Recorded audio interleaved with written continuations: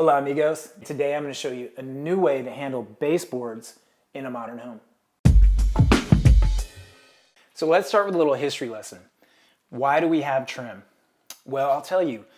Back in the day when handling construction, it was super hard to get things cut totally perfectly and put together seamlessly.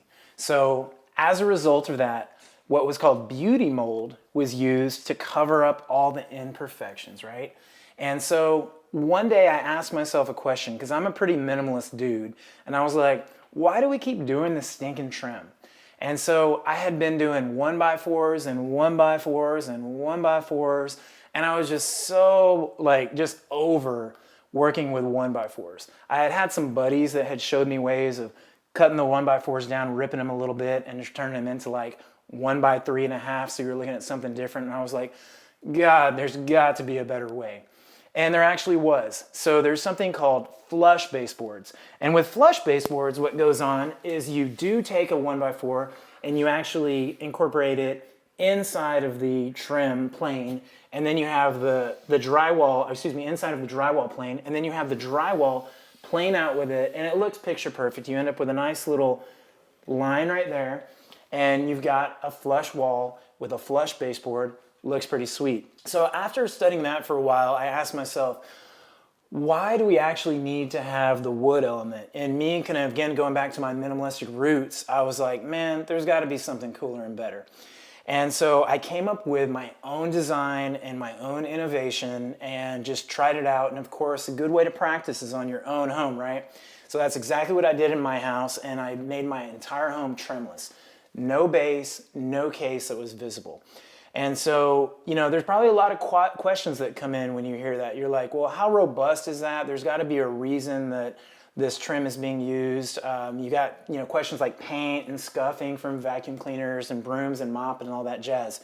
So I'm going to tell you in this video how to tackle every one of those cons or problems that could be associated with doing something like this. What we do is we actually swap out the paperback gypsum, which is typically used for the lower 6 inches of this wall. We can take the same thing up here around casing elements, right? And you ask, why do I want to do that? Well, I'll tell you. The fiberglass back gypsum, in this case we use Den's glass, and I've actually termed this design Den's base. And so that is a little bit more resilient. I've done some hammer testing, some compression testing, and that fiberglass backing that's on there is simply just stronger, just gives you a lot more resilience in terms of compression than does the typical gypsum. And it also is water resistant, right? So again, that regular gypsum board has paper backing. And when you're down on something that has capillary action like a concrete floor, or you're in a wet area like a bathroom where you're gonna be, or just simply mopping, right? So every area could theoretically be a wet area, especially when you have this nice concrete flooring like we have here. You really want to make sure that you don't have paper products touching that floor. That's a good way to get mold in your home and have a rotting home, and we don't want that. So we really like that fiberglass for that reason, because it's totally inert, and any sort of potential contact with water is just going to be dealt with by that robust fiberglass material.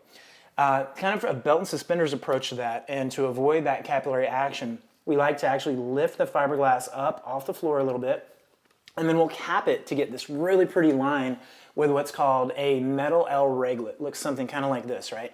So it just goes and caps this, you screw it in, you got to kind of play with it and just make sure that you've got a nice picture perfect reveal, and then you just finish it like typical drywall. So this is all beautiful smooth finish, and then it becomes truly invisible. So that's another way I like to term this, this innovation is an invisible baseboard.